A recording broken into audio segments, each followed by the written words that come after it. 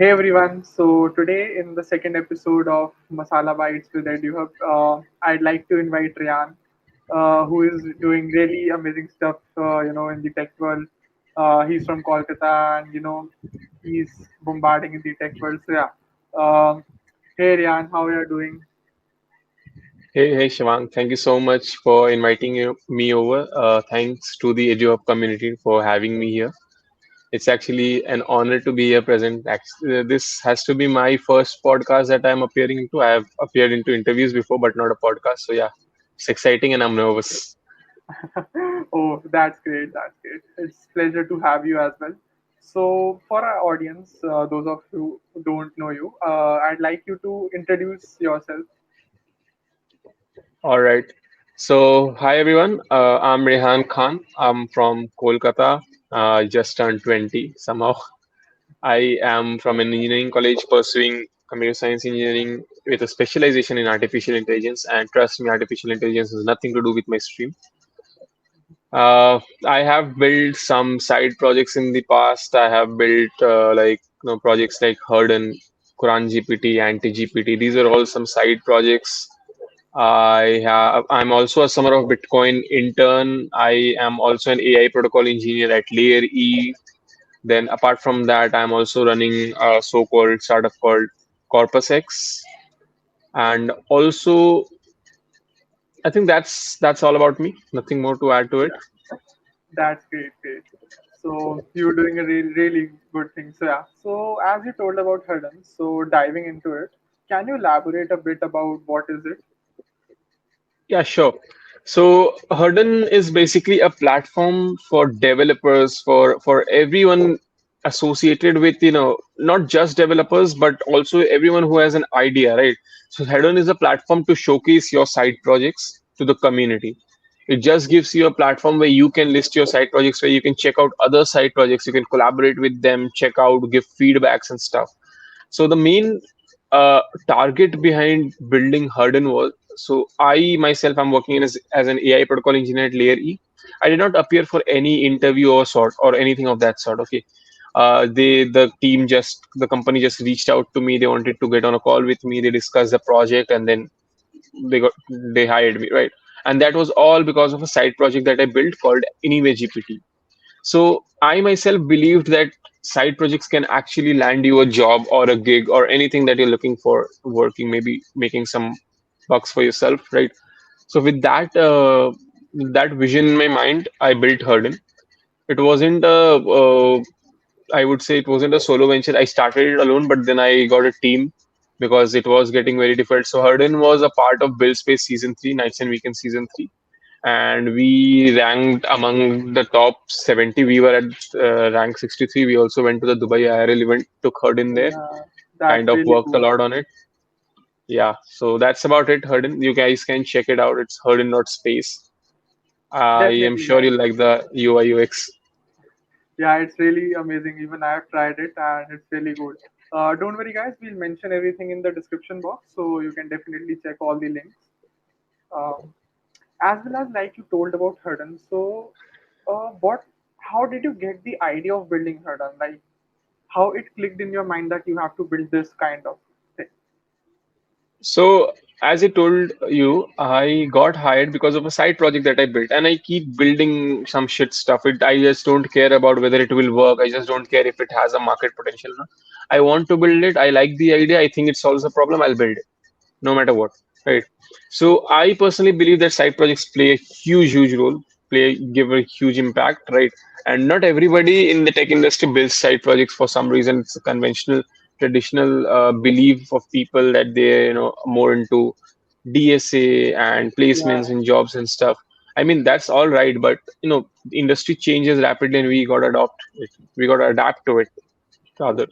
true. So with that vision in my mind, I built Herdon so that people get a platform to showcase their side projects if they've built any.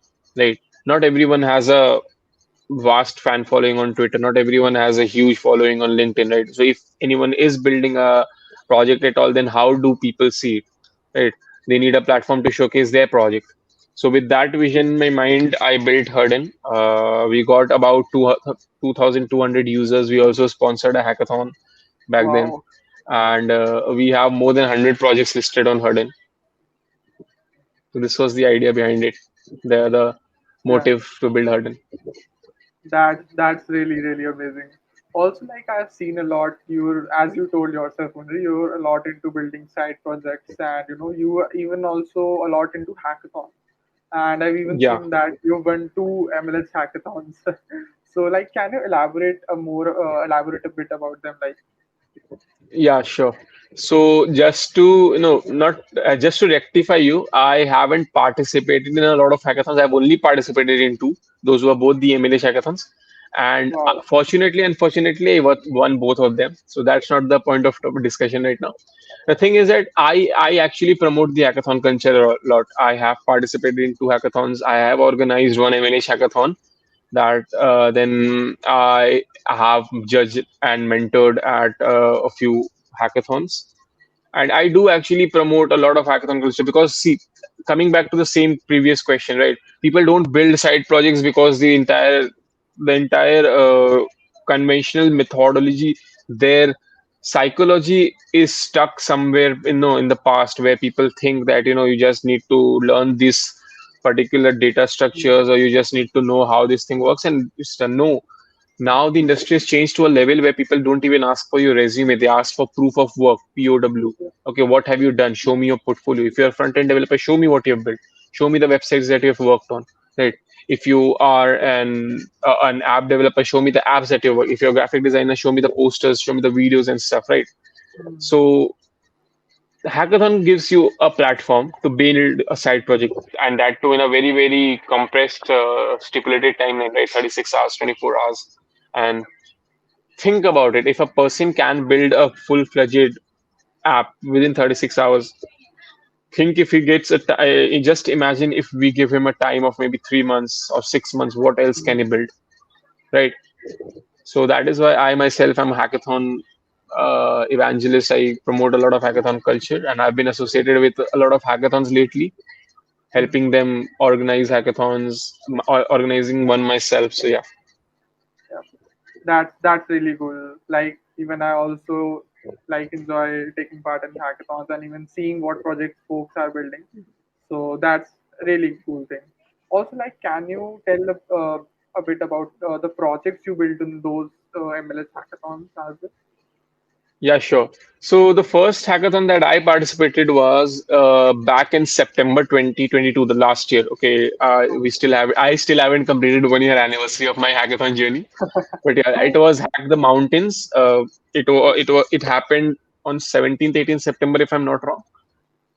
17th, 18th September. Yeah. So we went to KIT before that for an event. I came back from KIT. Then the next day, I caught the flight for Delhi. The Hack the Mountains was happening in Delhi, and we were totally, totally noobs. Like, no, we just had an idea, and fortunately, or I would say it's kind of unfair, but yeah, we did have a prototype built as well. Okay, and that Oh, was the prototype was into building for about 3 to 4 months. I have been working on it for 3 to 4 months because the idea oh, that we were trying to implement was very new in the market. Even nobody had filed a patent on it. Okay, so oh, it was nice. so like, and it actually kind of solved a problem. So that was the first project that we built.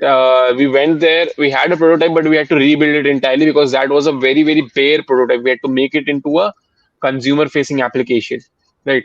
So Oh, we went to the hackathon. We saw the crowd there, and we got nervous, extremely nervous, not being able to do anything, which kind of makes sense, happens to every one of us. But yeah, and talking about the idea, what it was basically, it's a platform to store and share your medical documents over IPFS.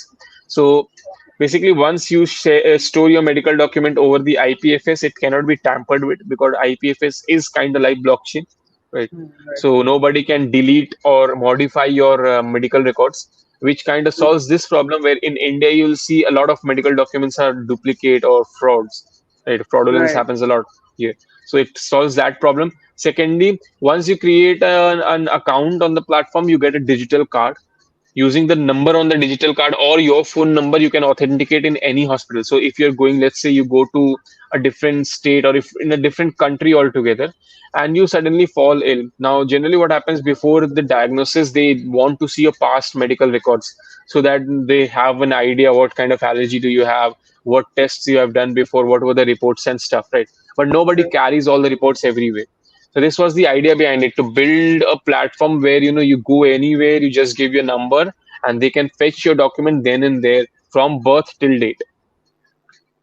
And the Okay. name of the platform is Medbase. You can all I'll hand over the link to this to Shivank. He'll list it down in the description box probably. Yep. Yep. We came back from there. We also filed the patent for Medbase. So I currently hold the patent towards that application. Yeah. So you guys can't copy it. Nobody can copy. Even if Yeah. anyone does copy it, they'll have to pay loyalty to us. Loyalty fee. Sorry, royalty. Yeah. Cool. So that was my first hackathon project, and moving on to the second one, which happened in February 2023, this year only. We built. So this was more of a relative problem for us. So in our college, we have a very complicated tech situation. We have three layers of attendance. We have like any student has a very scattered resources kind of thing, right? Your notes are coming on WhatsApp, then messages coming on WhatsApp, notes coming on Google Classroom. To pay the fees, you'll have to go to the website, and then notices are coming on some other app, so Telegram and stuff. So everything is very scattered. So we built a platform, all in one platform, where you get to pay your fees, you get to appear for your exams on the same platform, and you can give your attendance and everything. And so this was the idea, but the problem here was it wasn't really new idea, or like already these kind of apps exist in the market, all in one apps, right? Right. I have seen Right. personally. So we thought, what better could we do? Then we improved an incentivization sort of thing, right? So you attend classes and you'll get paid for it. You'll get coins Oh, in terms of so you will get rewards in terms of coins when you attend classes, when you appear for exams, when you solve doubts of your friends in the forums, or when you're paying the fees on time. And those coins can be redeemed in the built marketplace in the app itself to get exclusive okay. discounts on student accessories or softwares or something like that. Maybe you can get exclusive discount on Canva Pro or something like that. So this was the idea. Again, I linked down everything. So Definitely. yeah, That's a really nice idea. Even I thought of building an attendance app for my college, but it's still in the bucket list. that's the Yeah. problem, right? Hudden was the target behind Hudden was to push people kind of build and ship products, right? Otherwise, everything remains in the bucket list forever. Yeah. True. It's completely true. Also, Yeah. like you said, you like I think our audience is now very well aware about your hackathon journey. So, tell me at least two, biggest learnings which you had from hackathon, which you'd like to share to our audience. Okay, so my biggest learning from a hackathon would be, which I kind of any hackathon that I go to, I preach this a lot, that uh, if you're going to an in-person hackathon, your primary motive should not be on building the project or winning the competition. Your primary motive should be networking as much as possible, because otherwise the online hackathon also gives you the same opportunity, but the one opportunity that it does not give you is to network with the people, builders, and all the connections that you can build there, from sponsors to other fellow builders to the organizer team, right? Right. So this is one learning that I have. No, I've built a hell lot of collections, and I kind of ask everyone who's going to an in-person hackathon to kind of please do interact with your fellow builders, with all the people present in the room. So you see, whenever you go to a hackathon, in-person hackathon, a person sitting with their team doesn't even know who's the team beside them is sitting or what they are building. Even they don't even Right. know the name of the person, right? What kind of interaction level is there? So this True. is one thing learning. And the second thing that I've seen my learning is that I get to see a hell lot of different perspective and different genre and dynamics of ideas and everything, right? What else can people build? Like what I mean like see, point is you can build a simple attendance application, right? But Right. then someone did come in and introduced an incentivization there. You Hmm. get coins for attending, and then you can redeem those coins to get exclusive discounts on student accessories or softwares and stuff, right? So Hmm. then again, so these sorts of a lot of programs, a lot of applications, it actually kind of stuns me what people can build within 36 hours. Totally, absolutely impeccable. So these are my two personal favorite learnings. Yeah. Great. Thanks a lot for sharing them. Okay, so moving on to the another question. Like I've also seen that you're a summer of Bitcoin intern. So how has your overall experience been there? Like, So right as of now, I am a summer of Bitcoin 2023 intern. So there were a total of 10,700 some applications, and only 44 interns got selected there. yeah, I am one of the lucky fellows who got selected. And so far, my experience has been really, really good. Like I have been working on projects where I am getting to learn a lot. I'm getting hands-on experience with working on real-world applications, pushing development side projects to production level, right? And so, and also like I have been a lot into Web3, but I haven't been a lot into crypto and stuff. Okay, due to my personal reasons, I'm not a lot of active into crypto. But here in this particular project, I am interning at an organization called BitHive. Okay, and my project is Bitcoin Tribe Wallet. okay. So, I get to learn a lot of things from there, how a wallet functions, how all the security mechanisms and encryption algorithms and stuff. So yeah, it's been a great experience so far and great learning for me. Wow, that's really amazing to hear. Also, like, could you tell some specific things to which you contributed in the program in Summer of Bitcoin in your Yeah, project? sure. So I'll tell you one thing. Basically, everyone knows about Google Summer of Code, I'm assuming. Okay, Right. not many people know about Summer of Bitcoin. I'll just give you a quick intro about what it is.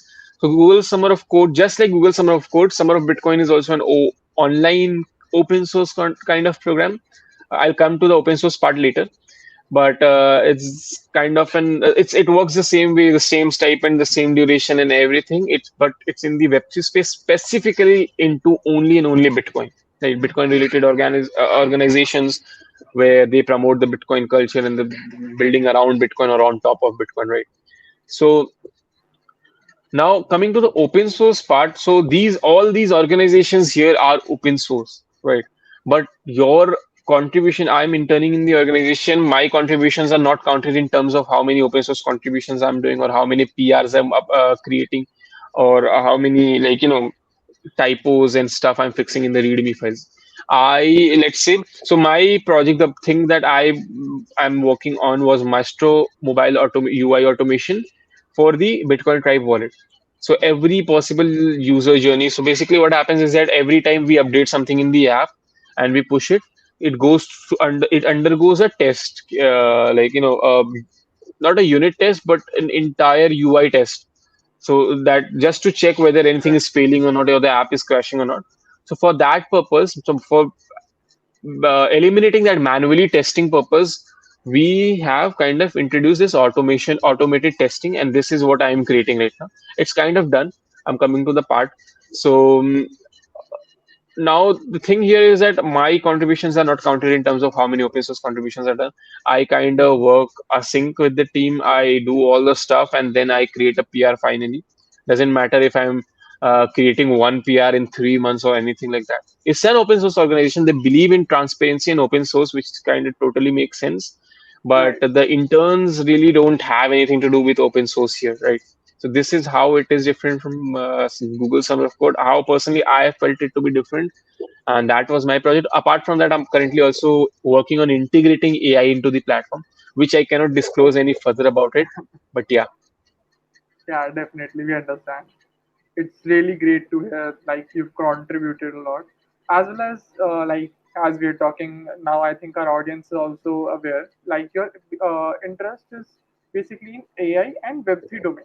So nowadays many college students are really confused in which domain should they start exploration.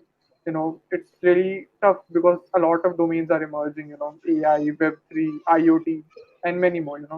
So, how did you find that these domains are your interest, and how would you tell our students they should explore any particular domain? So with regard to this, I have a very straightforward answer. I ask everyone to explore every domain. right? Whatever they see. I myself, before my college started, after my class 12, we had a 3 4 months break due to COVID. So that was a time when I explored two particular things very into depth. One was blockchain, and the other was entrepreneurship space. Okay. Okay. So about blockchain, it wasn't Web3 that I explored. I explored blockchain in specific, the protocols, and it was more of a theoretical aspect, right? And then after I joined college in my first year, I was into IoT and stuff, right? Building Arduino projects and Raspberry Pi projects and stuff. Because that was Right. something I wanted to try, and I was seeing people first year, and we got an opportunity from the college. Our college has a really good IEDC cell where we work on it and this and that, right? So I started with that in my first year. I was also doing a bit of blockchain stuff, learning about it, not implementing or applying it in real life, but learning about it, more theoretical point of view, right? After that, Right. in my second year, I gave my hands on. So in my second year, that was the time when I started building Medbase. I had this idea, started building Medbase, and I learned whatever required to build Medbase, right? Started with Python, built and everything, and then in before going to the hackathon, I moved into a bit of backend development, and so from there on, like I've done a hell lot of things. Like if I start talking about what things I've tried, I'm not telling that I'm proficient in everything. Even now, if people ask me, like, what is your tech stack, I say that I've tried everything, but I'm not proficient in everything. Apart from technology, I have tried video editing, I have tried music production, I've tried graphic designing, I've Oh, tried the YouTube channel, I've tried writing newsletters, I've even written a book which was never published, by the way. Yeah. So I've tried a lot of hell lot of things, and I keep trying as long as I'm liking it, I do it, and then I. So that is what I will ask people to do. You try the domain. I'll ask everyone who's starting right now. I on a regular basis get a lot of DMs, of people asking me, ki, how do I start my Web3 journey? How do I start my AI journey?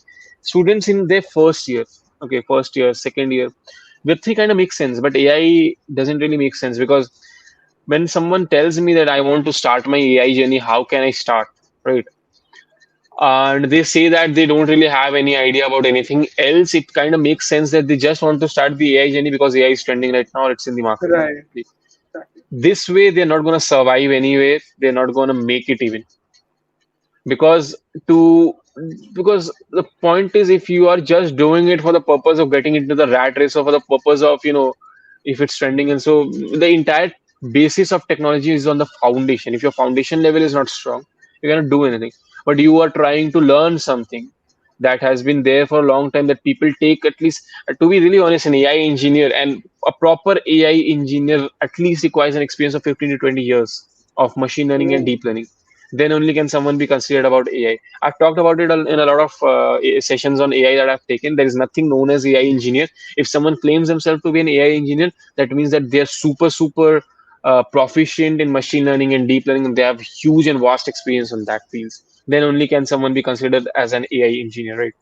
So when someone reaches out to me regarding this, I tell them, if someone reaches out to me regarding Web3, I tell them to first get the fundamentals clear, right? How a blockchain works. Why do we need blockchain in the first place? Tell me. Why do we need a decentralized YouTube? If anyone tells me I need a decentralized online social media platform, why? If you can successfully answer that question, then I think you should step into that. Okay. But if you cannot answer that question, if someone tells me I want to start AI, right? I want to start my journey in AI. I ask them, why do you want to start in your journey in AI? How do you think AI is going to make any things different? Like, right? right. So to everyone who's watching this podcast, I would suggest you to explore domains. There are a lot of things, and if anyone tells you that do not go into web development because it's a lot saturated. Do not go into app development; it's a lot saturated. Do not listen to them. I'm telling you, no domain is saturated because every domain is interlinked.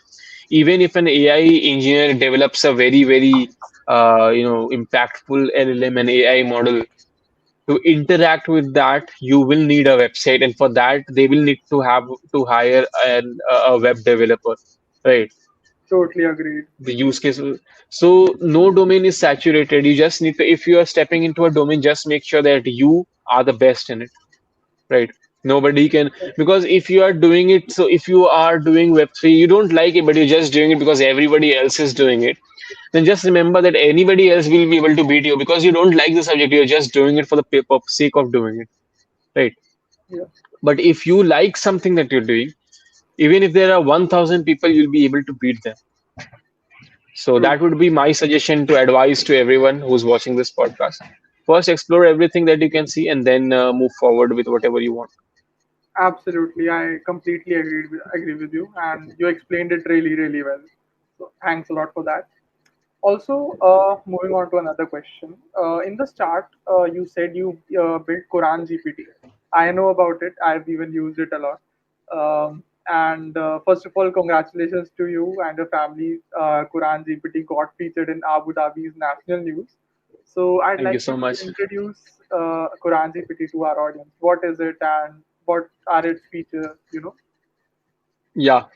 So Quran GPT is, I would be very honest, Quran GPT is nothing very hi-fi software or application or anything. It's just a simple web app which lets you ask anything if you have any doubt. Let's say, we are human beings, Indians more specifically, like not so we have all, like it's a secular country. We follow a lot of religions here. We have a lot of religions here, right? So every religion promotes one thing, that if you have any question, you can take guidance from the holy book, right? If it's for Hinduism, you can take guidance from the holy book of Bhagavad Gita, right? If it's for Quran, if it's for Islam, you can take guidance from Quran. So the thing is that, let's say if I have any problem at all, like if I am, let's say I'm feeling depressed for some reason, I don't know why, because I'm feeling depressed. Do you really think I will go to, tell me one thing, Shivank, if you are feeling depressed, would you really go to, go and open Bhagavad Gita and search between, I don't know, 500, Yeah, 700 pages to look for where you can get the answer to why you are feeling depressed, right? not at all. No. Yeah, So my reason to building Quran GPT was this, so that people don't have to, depend on Islamic scholars or anything for just looking towards simple answers, right? And more or less, even on the internet you can find everything, that's honestly true.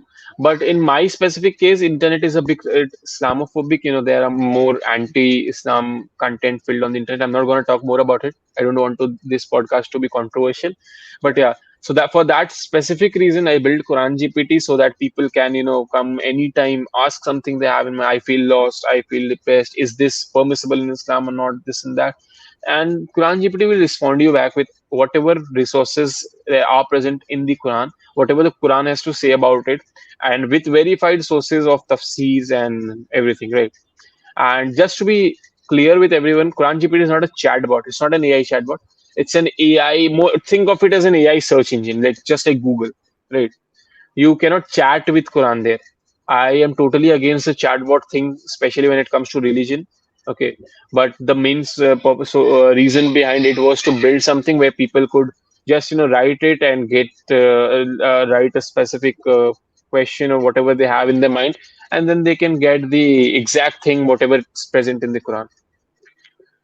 yeah, So this is about Quran GPT, talking about how I built it. So basically, I built Quran GPT alone. There's no team behind it. I built it within about 8 hours or something like that. I built it and published it on the first day of Ramzan, because I wanted to do it on the yeah, first day of Ramzan.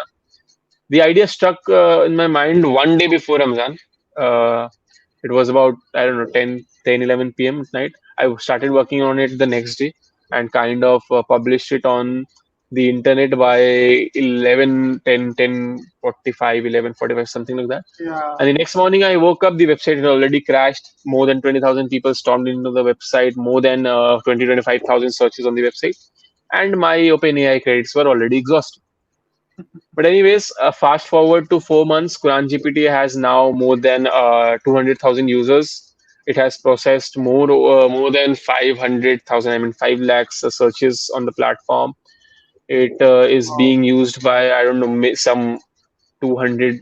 It is being used by from some 200 countries. So yeah, and last month in July 29, 28th, last month, Quran GPT got featured in Abu Dhabi's national news as well. yeah, It's a proud moment for me and my family. definitely. It's really amazing to see this. Also, what was your family's reaction? When they saw that you've been featured in Abu Dhabi's national news. It's a really very big thing. Okay, so it's a secret, but I haven't told anyone in my family. Oh, Yeah, I didn't want to just, because my father is kind of really, really happy and enjoys every moment. Even if I tell him the slightest achievement that I have made or something like that. So this would be the same for him as well because I know he celebrates the smallest of my achievements. So yeah. that, wow. It's really cool. Okay, so now we'll be moving forward to another section called rapid fire section. So the first All question right. would be first question would be how you're going to spend your summer of Bitcoin stipend. What are your plans? So as of now, I don't really have any plans with the summer of Bitcoin stipend. I even haven't redeemed it back from BTC to use it still in Bitcoins only. And I am planning to save it up maybe for some good reason because I am a very low maintenance guy. I don't have any expenses of my own apart from going to college every day, eating food. Like I don't have I am not committed or anything. I don't have any expenses. So I'm planning to save it up maybe for some other reason. And yeah, no, actually, good thing. So I am planning to save it up and take my family to a trip to Dubai on my expenses. Oh wow, that's really good thing. That's really nice. Yeah. Amazing. Okay, so another question. Who has been your biggest inspiration in terms of work life? Biggest inspiration in terms of work life, I think it's a very hard question. I really myself haven't seen anyone who has been able to strike a really good balance in work life in my circle or in my because this the field that we work in technology and stuff it succumbs us to a level where we get totally invested into it, right? We don't have a work life balance at all. It is very sad and unfortunate that I'm saying this, but it is true. I myself try to find balance. Sometimes I do, sometimes I get totally invested, sometimes I get totally mad and torn apart. Done all the things that I'm doing, all the internships and then college and stuff. So yeah, I really haven't found anybody of that level right now who kind of is able to manage their work-life balance. Yeah. Okay. So moving on to another question. Who has been your biggest supporter in your life? It could be anyone from your family, friends, anywhere. Yeah, my biggest supporter, I would say, is my parents, my mom and dad. And the reason I'm saying that is I do not belong from a very, very literate family. My dad has done, I don't know, BCom up to BCom. My mom has done till class 8 or class 10. I don't remember exactly. But one thing that I'm really happy that I got is my family never ever asks me whatever decision I'm taking. Like if I want to do computer science engineering, if I want to do engineering, if I want to do medical, that was totally my decision. I decided which college, which stream I want to study. They don't even ask me if you are, don't not studying, how is your CGP and stuff. So they have always been supportive of my decisions. Whatever decisions I take, I decided to go to Dubai all of a sudden out of the blue on my own expenses, but still, they didn't even ask me a single question. My dad told me that even if you don't have money, I'll give you money to go. If you want to go, you think that's going to benefit you, go towards it. Do whatever is required, right? So my family, my mom and dad have been very, very supportive of my decisions. That's really sweet of them. That's really good. Okay. So now we'll be summing up the podcast with one question. It is about what a final advice would you give to the folks who are just starting out in tech? It could be anyone, maybe who is just in first year of college, second year, or any other year of college, or even if they're switching any domain, like from maybe non-tech background to tech domain. What advice would you give to them? So my advice would be to not get into the rat race that's going on. Okay, everybody on in the world out there is trying to compete with each other, trying to get I don't know 550 LPA package, one CR package, and like whatever we're doing, learning Web3 and AI just because it's trending this and that. Do not get into that thing because it might be able to get you a one CR package, but trust me, you're not gonna get that satisfaction, that mental peace after. Have you seen online? All the people that sell courses online are either from Microsoft or Google or something like that. Why do you think they are selling courses when they are already working in a company which probably pays them in crores, right? Because everybody knows the secrets there, right? They know that there's no. I don't want to go directly bluntly there, but the thing is that there after one point you'll want mental peace, you'll want satisfaction and mental peace, right? You'll be torn apart from everything that you're doing, and you'll want So that's why do not get into the rat race. Do whatever you like, because everything has value, and whatever you like, you'll make it work somehow. Not get into the rat race. Learn whatever you like. Experiment with stuff. Build cool shit. Don't care about what people say. Cool, build it, ship it. Relatives will say a lot of things. People will say a lot of things. They say when they don't know about it, Mhm. right? Right. But when you make it very big, then those are the same people who will come and congratulate you and ask you how did you make it so big. So that's my advice. The one advice, one liner: do not get into the rat race. I am repeatedly saying that's a very, very, I mean, that's the worst anything. That's the worst thing that can happen to anyone. True. Agreed. Completely agreed to this statement.